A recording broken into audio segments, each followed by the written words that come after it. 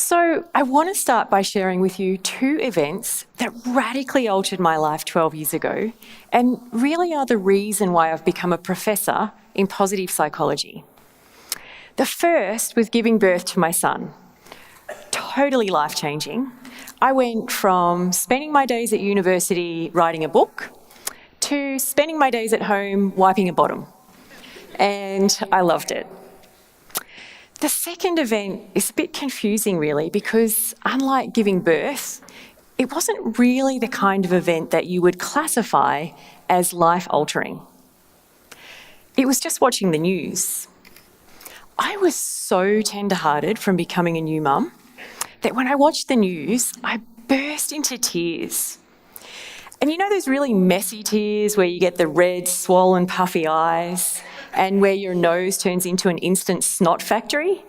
I'm talking those kinds of tears.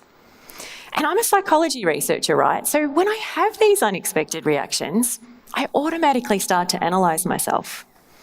And I'm sitting there thinking, why am I crying? It's just the news.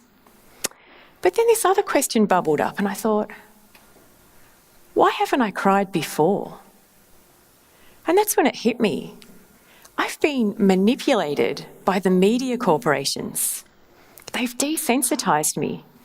And I've grown to accept a news corporation's version of human nature, the meaner, darker version. I thought, this is wrong. This is not the version of human nature that I want my son growing up to believe in, because actually, the vast majority of us are good and decent. That's why we refer to ourselves as a human kind. And it got me thinking, what would happen if the news decided to show more stories of the positive qualities in human nature? And what impact would this have on my son's life?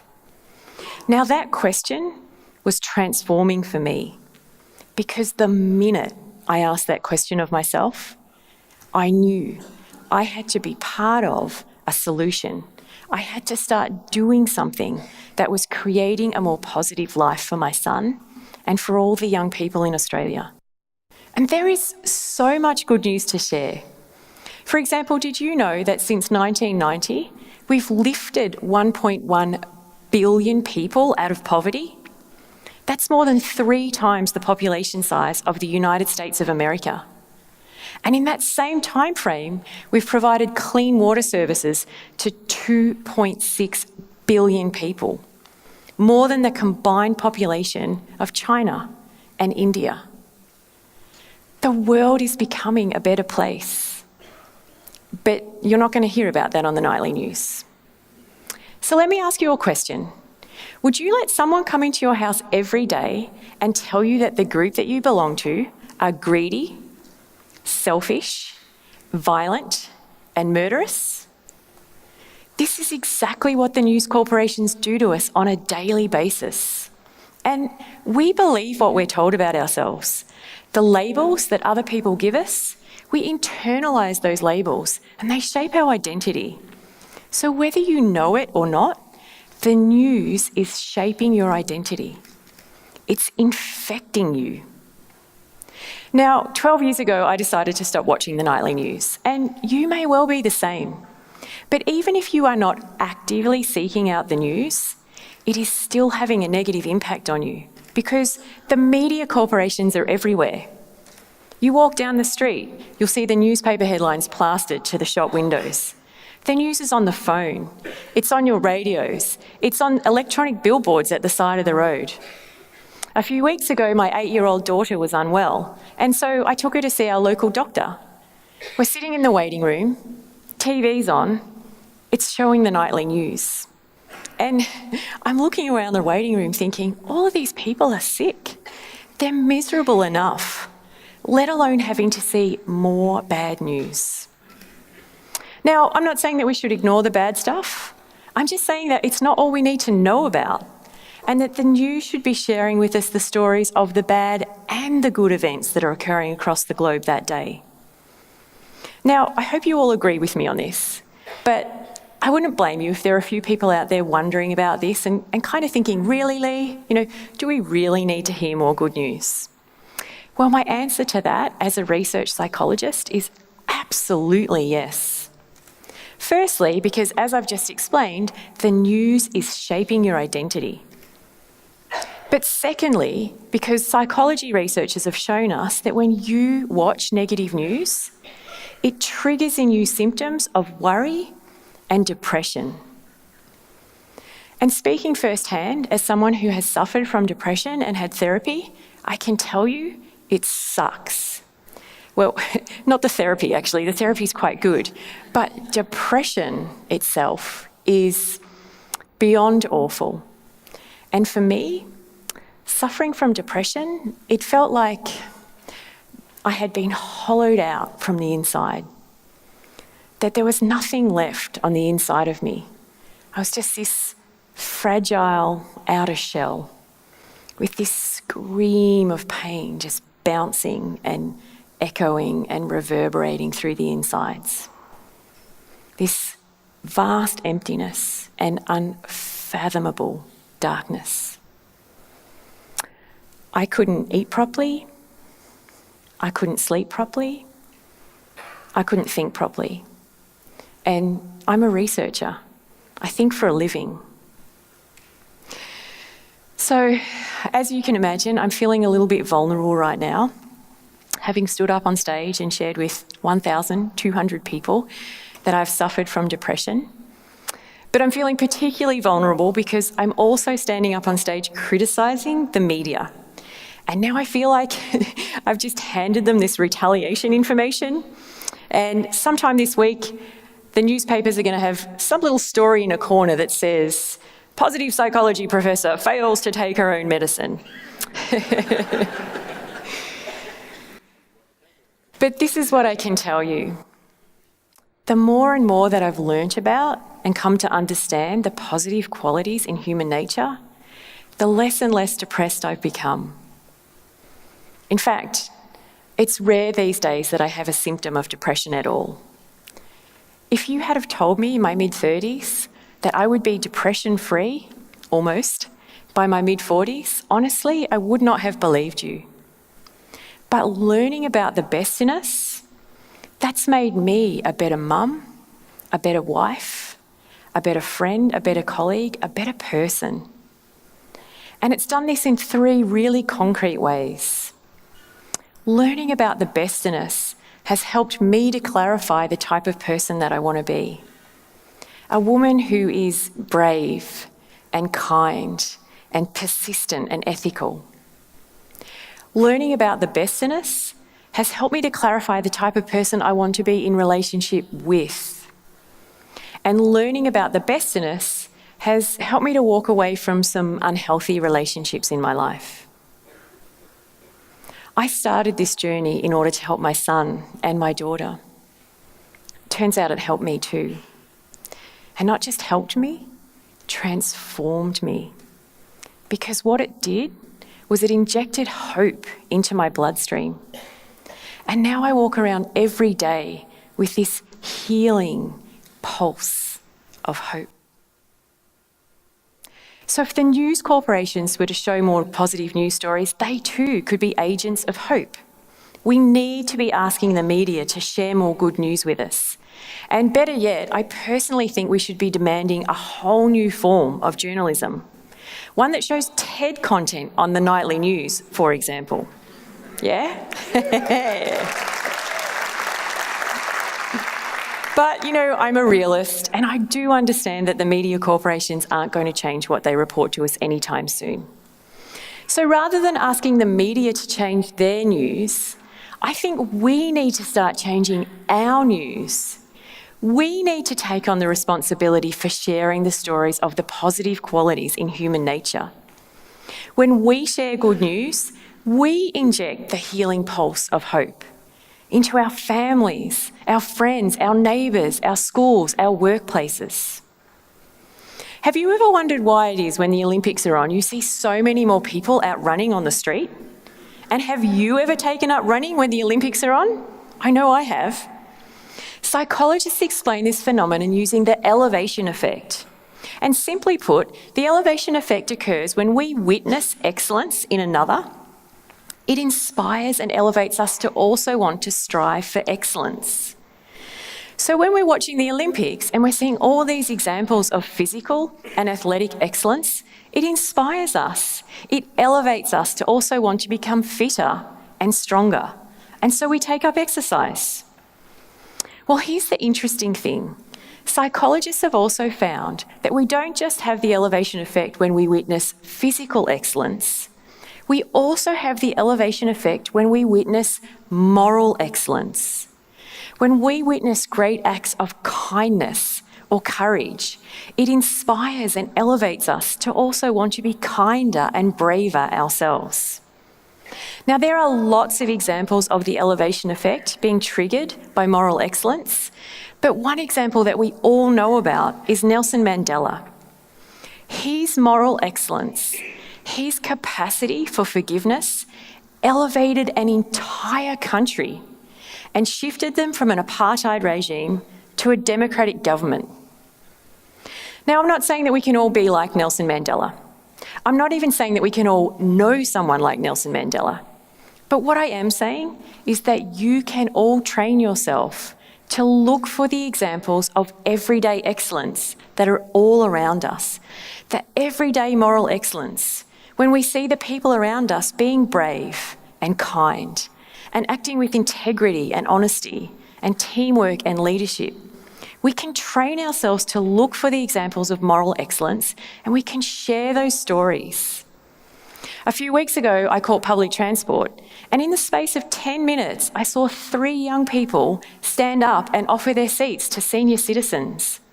That's everyday moral excellence, and I tweeted about that.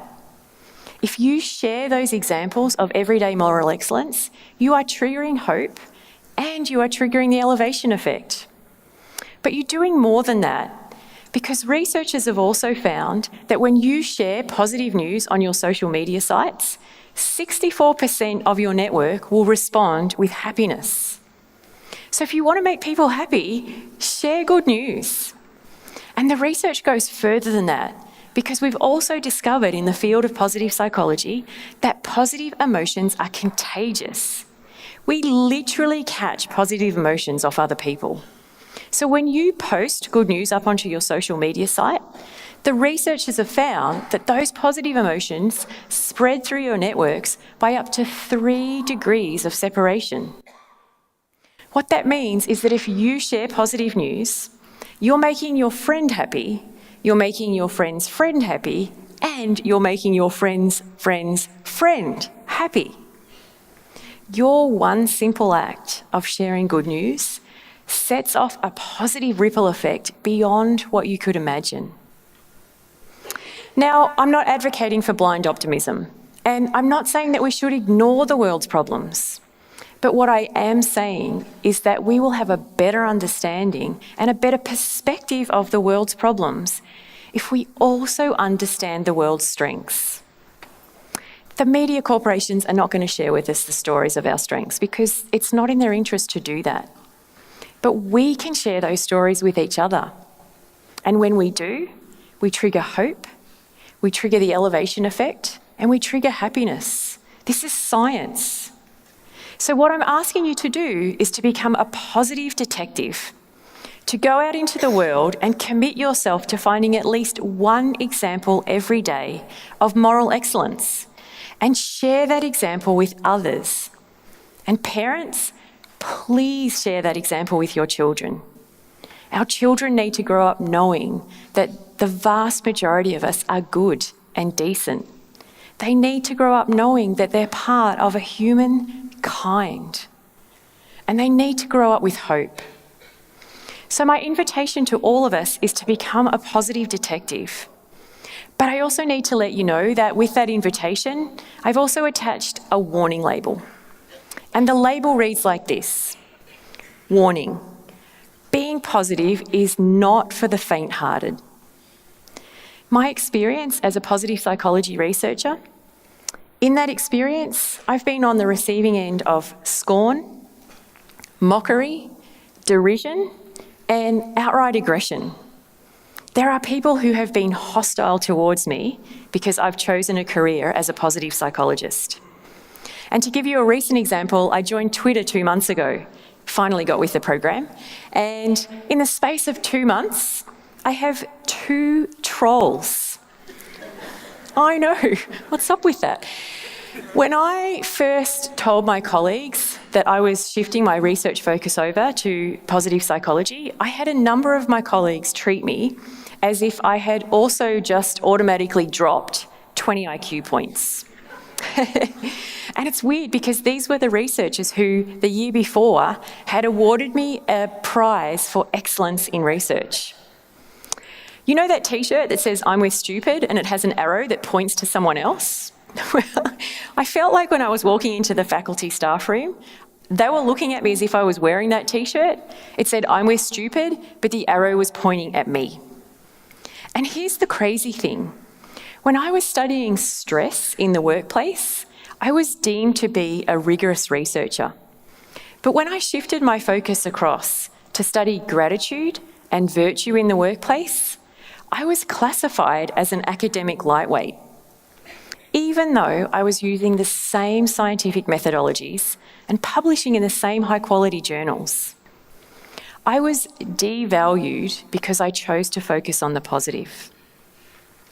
Now, luckily for me, 5 years ago, I teamed up with Professor Field Rickards at the University of Melbourne, and he is transforming education in Australia.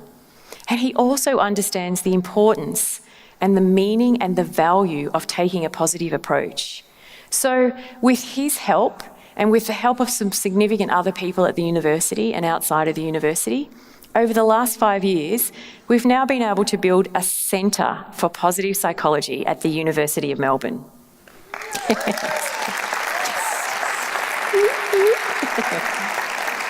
Thank you. So persistence pays off, but I want to bring us back to this warning label. Being positive is not for the faint-hearted, and it's hard to stay positive when there is so much negative news around us. If you choose to take my advice, if you choose to become a positive detective, if you choose to spread positive news, be prepared for a negative backlash. And I've thought about this a lot, given my own experience in the last 10 years, and this is what I've come to understand. If you choose to be a person who shines light on the good things in the world, you are actually acting in a way that is counterculture. You are going against the dominant message of fear and scarcity. And if you act in a way that's counterculture, you will receive a backlash. But for me, I think this is even more reason why we need to share positive news. Because the more positive news we share, the less dominant those negative messages become. And for me personally, I can tell you that in the last 10 years, every time I've been at the receiving end of scorn, mockery, derision, hostility, every time I've bounced back and I've thought, this is even more reason why I need to keep doing what I'm doing.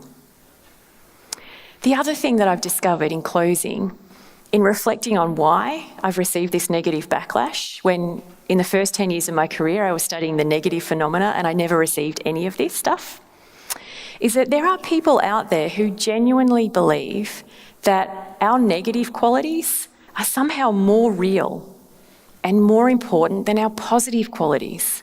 And I have to say to you, I will never understand that mentality. Because how can this version of human nature be more real and more important than this version of human nature? My call to action is simple. If every single one of us commits to being a positive detective, to sharing our own good news and to spreading the good news of others, we set off hope, we set off the elevation effect, and we set off happiness. And we really can make a collective difference to the world. If we are truly committed to the ideas worth spreading, we need to start spreading a few of our own. Thank you.